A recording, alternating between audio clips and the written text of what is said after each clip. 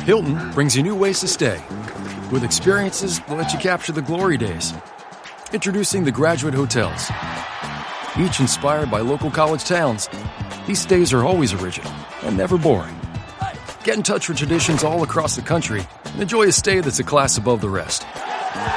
Book at Graduate Hotels with Hilton Honors Points at Hilton.com. It's a win-win. Hilton, for the stay. USAA knows dynamic duos can save the day, like superheroes and sidekicks or auto and home insurance. With USAA, you can bundle your auto and home and save up to 10%. Learn more and get a quote at USAA.com/bundle. Restrictions apply. Ryan Reynolds here from Mint Mobile. I don't know if you knew this, but anyone can get the same premium wireless for $15 a month plan that I've been enjoying. It's not just for celebrities. So do like I did and have one of your assistants switch you to Mint Mobile today. I'm told it's super easy to do at mintmobile.com/switch. Upfront payment of $45 for 3-month plan, equivalent to $15 per month required. Intro rate first 3 months only, then full price plan options available. Taxes and fees extra. See full terms at mintmobile.com. From the Fifth Quarter Studio in Madison, Wisconsin, you're listening to the Coaching Youth Hoops Podcast. They're playing Basketball.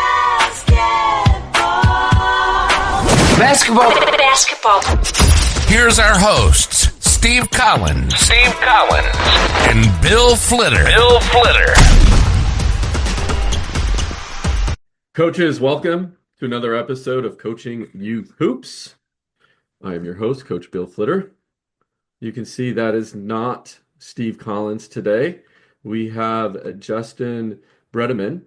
He is the CEO of Stronger Youth Brands, which owns Soccer Shots. And you're asking yourselves right now, a soccer coach on the Coaching Youth Hoops podcast? Absolutely, Justin. Slow day on the pod. I got it. He was the only guy we could get this week. Everybody else is playoffs, basketball playoffs, soccer season is over, right? No. Justin, welcome to the show. We appreciate having you on.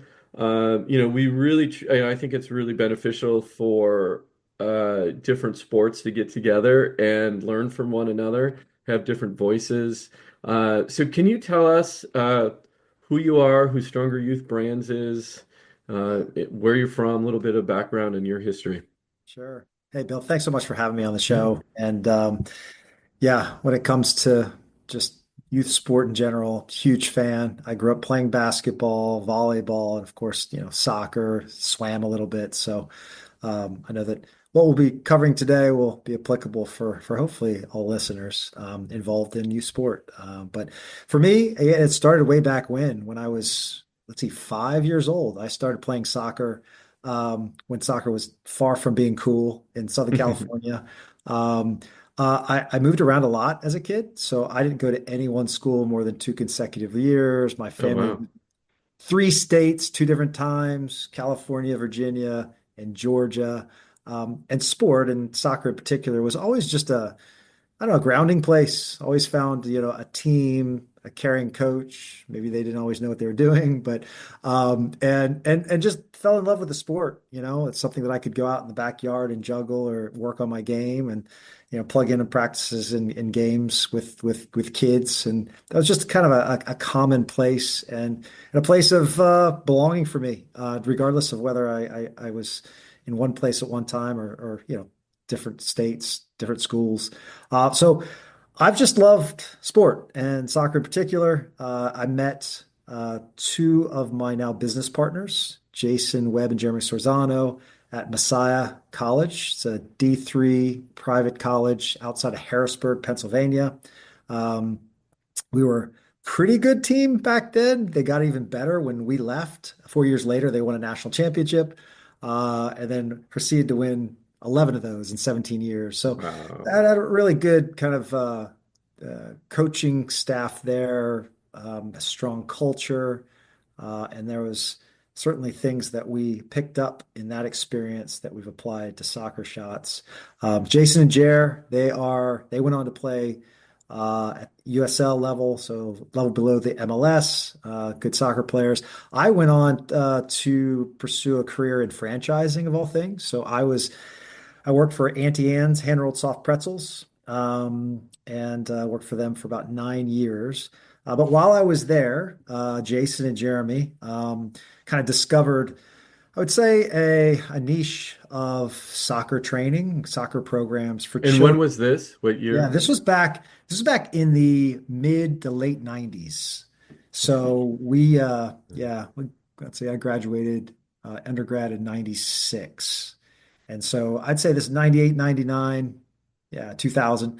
And they happened upon this like program. It was very fledgling. There were like 5 locations in childcare centers. And Hmm. Jeremy, who is enthusiastic. He's fantastic with little kids. He was sent out to these 5 childcare centers to run a little soccer program, and realized, wow, this isn't being offered in anywhere. I mean, back in that time, there wasn't a whole lot for younger children. Certainly not in childcare space. There was some dance for mostly girls, but soccer and enrichment was not really being taken to where the kids were in childcare and preschool Yeah. settings.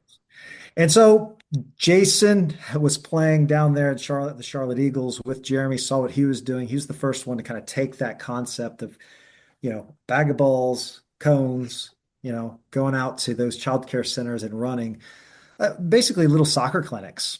And he took this concept up to Harrisburg, PA, where he was from. And that was the first time it was kind of replicated. Um, they had a few friends that sniffed this out, thought this was a neat thing to do. Yeah. And at the time, once again, I was at Auntie Anne's. They asked me, what's franchising about? How's this work?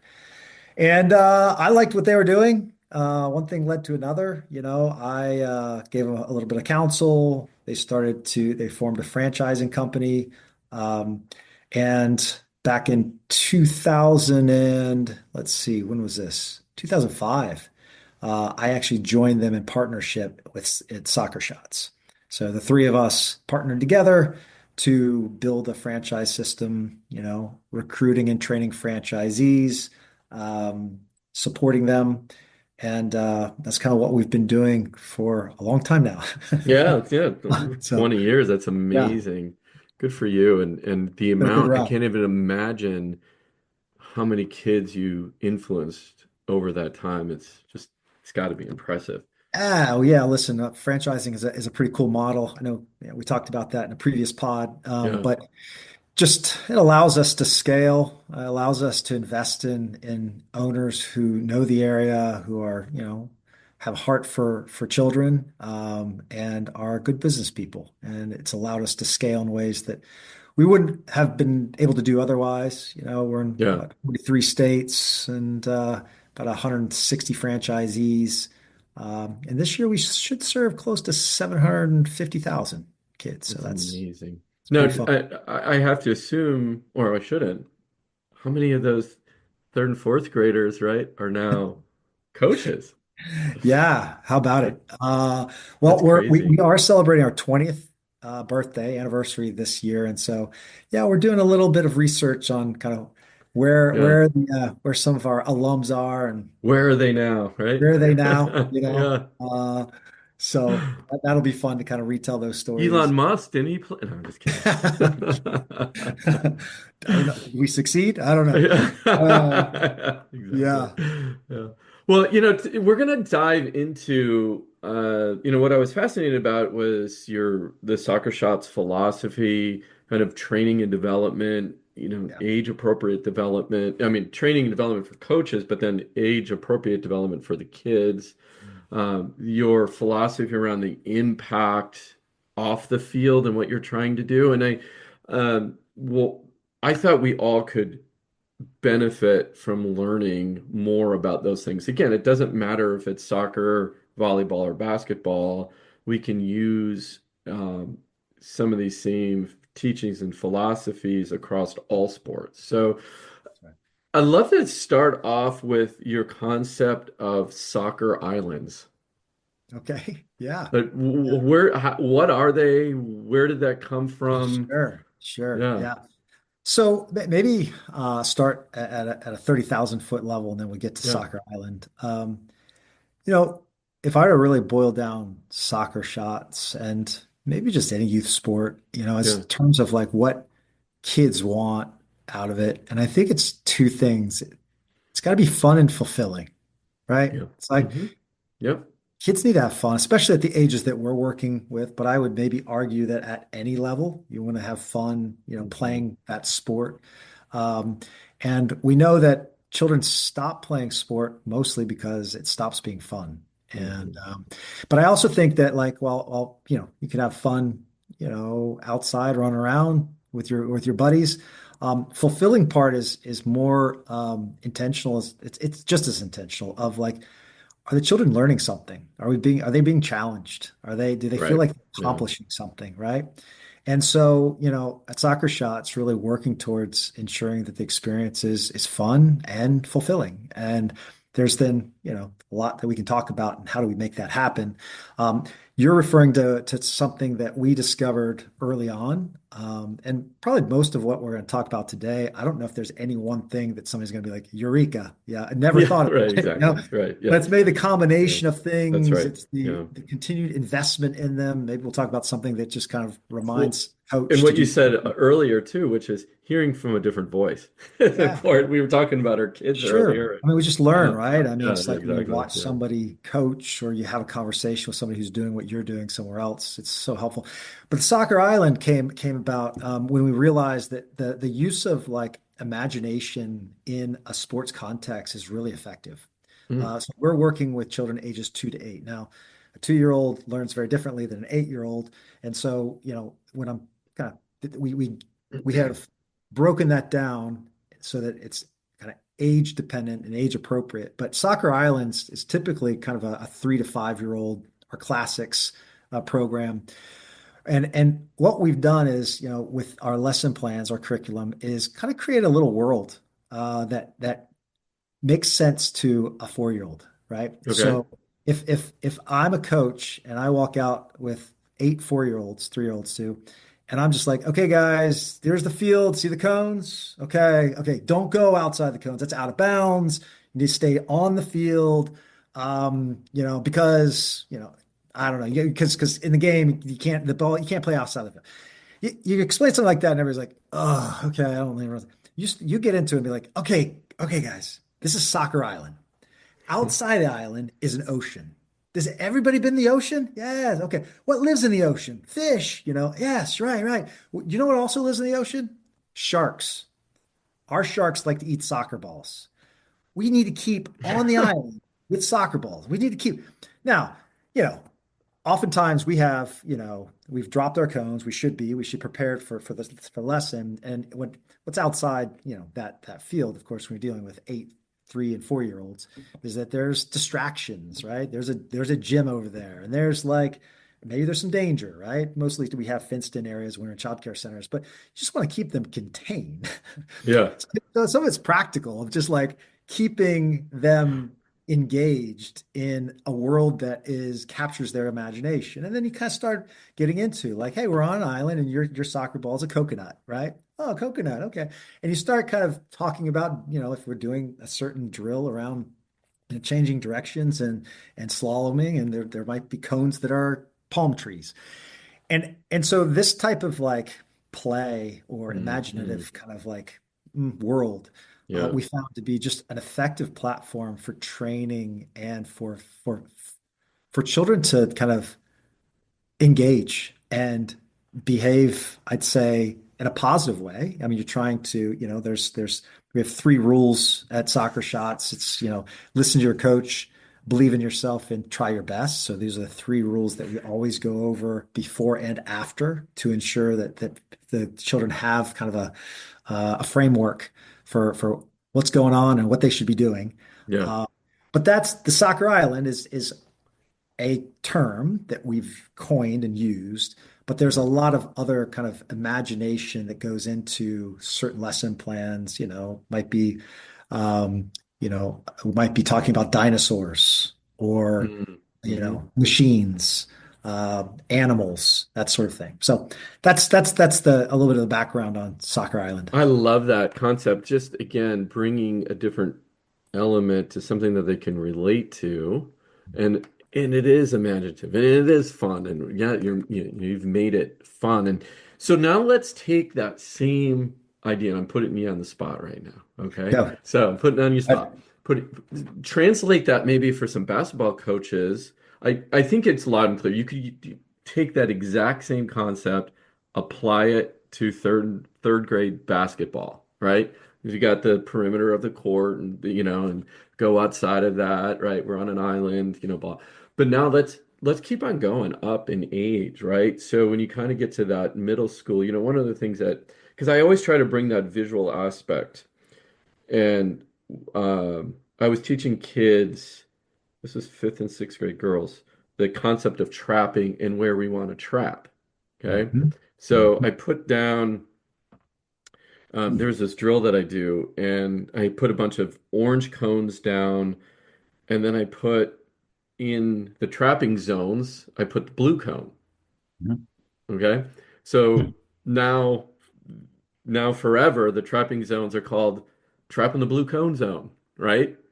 Right. So it's, it has now become the blue cone zone. You got trap in the blue cone zone, right? And they just kind of picked that concept up themselves and really embraced it. Blue cones, right? Oh, blue cones means trap, right? So they associated that with that. So I still, at every level, in my eighth grade team and high school team, I always try to just make it a little fun, right? Yeah. So we don't lose that, they don't lose their imagination. And well, I think you're onto something, Bill. I yeah. think there's something that does it evolves. We're not talking about sharks eating soccer balls with 8-year-olds typically, right? I mean, Yeah. but you start getting into, like, you've coined a phrase, or maybe there's a little silliness that sticks in their head, Right. right? Yeah. That maybe you technically can explain that, but if you have a funny reference, or something that's sticky, that allows a child to be like, oh yeah, I know what that is. That's Yeah. um I mean, just thinking of some of the things, um it's not really a training device, but it's something that that the other day I met a coach of ours, and her name was Mac. hmm I was like, "Oh, Coach Mac." She goes, "But all my kids call me Coach Mac and Cheese," and it Yeah. was kind of like it's to me, it's like, hey, how do you creatively, like, engage? And you got to know your audience. I think you have to know your age group. Yeah. Uh, Yeah. but that's a big part, I think, to soccer shots. And I think, like I said, at any age, of At like, how any do you age. get this Yeah. so it's fun. Well, and we talk about when we're pivoting for the younger girls, and sometimes for the older girls, I'll even say this too. But pivot when you bring the ball over your head from one side to the other. We call those rainbows. There you go. And then if you go the opposite way, from your hip to your ankle to the cross and then up, we call those unicorns, because it's the letter U. So we talk about rainbows and unicorns when we're doing pivoting, right? For the That's right. younger girls, that they always get a chuckle out of that and a smile, and they're just drawing those pictures in their heads. The other thing I think helps too in this is rhymes, sit, hit, go get, we talk about, or we Mhm. also talk about the ABCs of basketball. And I have this whole list of ABCs, always be, cutting, and screening, right? As an example. So it's like Mhm. we break the game down into the very basics, Uh-huh. right? And even, phrases I say over and over and over, space is your offense. If you have space on offense, right, you can create a lot of space, space, space. And then I have the girls, I'll yell out, you know, what's the most important thing in offense? And they're space, So Mhm. so they get used to, like, so then now when I'm on the sidelines, I just have to say one word, space, Mhm. right? And they Yeah. get, okay, oh yeah, okay. Versus hey, a long sentence of, right, trying to Right. explain That's what a I'm trying to shortcut, get right? across. It's So a yeah, it's a yeah, shortcut that your players can understand. Yeah. And some ways they're rainbows and unicorns. You've also introduced something kind of lighthearted and maybe brings a smile, but it delivers a message, right? That's It's right. something Yeah. that get to them quickly and they can execute all the time, right, Bill? Right. And I think that's the idea of what you're trying to get across with the soccer island is just bringing some imaginative thinking to instruction and teaching and, age appropriate, uh, short, you know, yeah, drawing or saying one word, but it has this huge picture in their mind of what it is, right? So yeah, I think that's so important when you're teaching kids. We have to remember that at their brains are developing, and what they know at third grade and what part of their brain is developed versus eighth grade is a huge difference, and we have to tap into where they're at. And maybe you can talk about that too. Like you said, second grade or second, or sorry, 2-year-olds to 8-year-olds. Their brains are completely different, right? There's a huge difference between a second and an 8-year-old, or 2-year-old and 8-year-old. How do you teach them, or what is your suggestion to your coaches to teach them differently, Yeah. if it is? Well, I'll tell you what, we've some of this has been trial and error. I'd say over the 20 years, though, the last Yeah. probably 10, bringing in folks on our team that have, early childhood education background and Mm, have yeah. leaned into kind of research on how best to coach and teach Yeah. two-year-olds versus a 5 versus 8-year-old. And so really doing our best to like incorporate those things. It's like, let's take passing and trapping for us in Hmm. soccer, right? Are you passing a ball, trapping it, getting it under control and hitting it back? A 2-year-old, we're talking about sharing, we're Mm, talking about something called a puppy pass. We're not A 2-year-old cannot open up her ankle and knock it with the inside of her foot. Like they just physically aren't able to do that. Whereas an hmm. 8-year-old actually can start doing that. And so we're both teaching passing and trapping, but it's like understanding kind of where's where's the target of what we can teach and expect a player to learn. And I think there's obviously the same thing is true in basketball where Yeah. we're even the passing and trapping for two. The kids aren't moving up and down the field. They're stationary. They're close. They're kind of toe balling it. The ball's going, Yeah. but the concept of and you start really better under and space. You want to talk about space? Good grief. We've all watched like little magnet ball of soccer. Um, and I think that what we have done at least at Soccer Shots and Little Kickers is being able to understand what is needed at each of those levels and incorporating that into curriculum, into the coach's training. One thing that I think is two things that come to mind that we've learned and we've taught this for a long time Hmm. is, I'm 6'2". At the peak of my powers, I was 6'2". Maybe I'm a little shorter now that I'm old. But little kids, when we're working with them, right? I gotta get down on the level. Yeah. Yeah, I mean, Yeah. I've got to like Yeah. eye level. Hmm. Um, I'd say our younger coaches often default to raising their voice. What's interesting is if you actually lower it and you kind Hmm. of lean in, they mirror that. Right. They come in. Hey, come here. I want to tell you something. And it's these kind Yeah. of tips that are appropriate for that age group that like allow for a better experience, allow for the coach to have, I'd say, appropriate kind of control of a group of children and lends them to having a better receptivity to what you're about to share with them. So I think there's a number of things. It's like there's a appropriate like what are we trying to teach them, but it's like how do we go about Yeah. communicating with them and That's teaching them? right. That's big. Yeah, and you're right on with that. I mean, again, it's these little things that you learn over your course of coaching. And what we're trying to do here with the podcast is get coaches down that learning curve a lot quicker, right? And to pick these little things out because they are so important, and you'll if anything, you'll feel less frustrated as a coach, right? Okay, here's the ultimate question. Have you figured out spacing? Every sport, right? Yeah, like you said, magnet ball. It's hard. What's your secret? Yeah. Oh gosh. Yeah, that's a tough one. I would throw in one. I don't know where we're going to go from here, but one thing that's not related to spacing, but it is related, I think, to if you've coached for any amount of time, is working with, and this has been helpful for us with small children. Is like there's always a kid who's a little bit of a troublemaker. Always, yeah. Who's not paying attention or causing issues.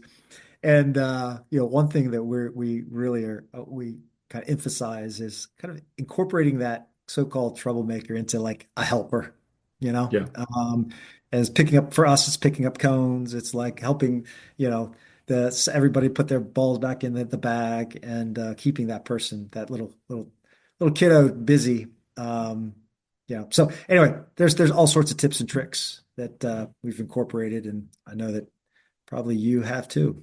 Yeah, and again, it's a lot of this stuff is just what you learn over the years and trial and error, like you said in the beginning, right? And trying to figure out, the appropriate level of skill development at every age, how to talk to the kids, how to break the game down into small little pieces for them. I think a big thing is also, we've talked about is like what to teach when. Right. I'm not a soccer player, but in basketball, I know I'm not going to teach them how to defend a screen until they're, 6th, 7th, 8th versus like I had a 3rd grade coach. Are we going to teach them how to defend a screen? I'm like, heck no, no way. Yeah. It's just so complex. Right. So what would you say? I mean, for those listening and maybe haven't read up on that, what for you all, what's the kind of the first couple of things that a coach should really focus on for young players? Like skill development wise? Yeah, skill development. Yeah. The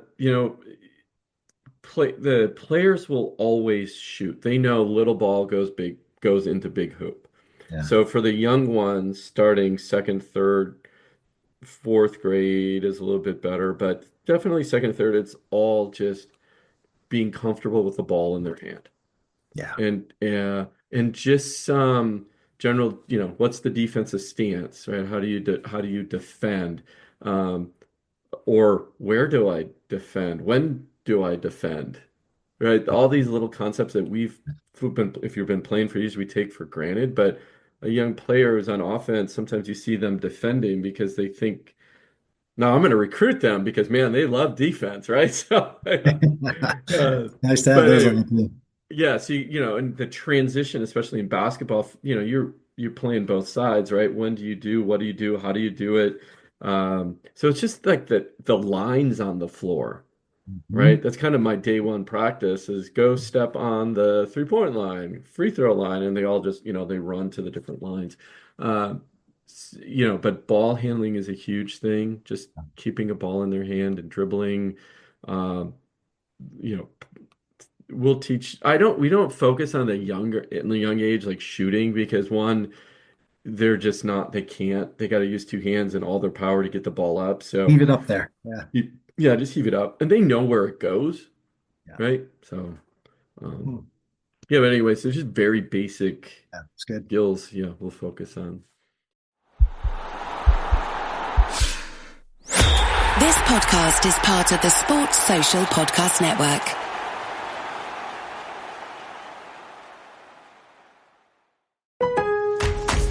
Lowe's knows you take pride in every project. So take on what's next today with a free Select Craftsman hedge trimmer or leaf blower when you buy a 20-volt push mower. That's a $119 value on reliable, high-performance Craftsman tools you trust. For the power to do it all, build, repair, restore, maintain, go with Craftsman. Available at Lowe's. We help. You save. Valid through 5/21 while supplies last. Selection varies by location.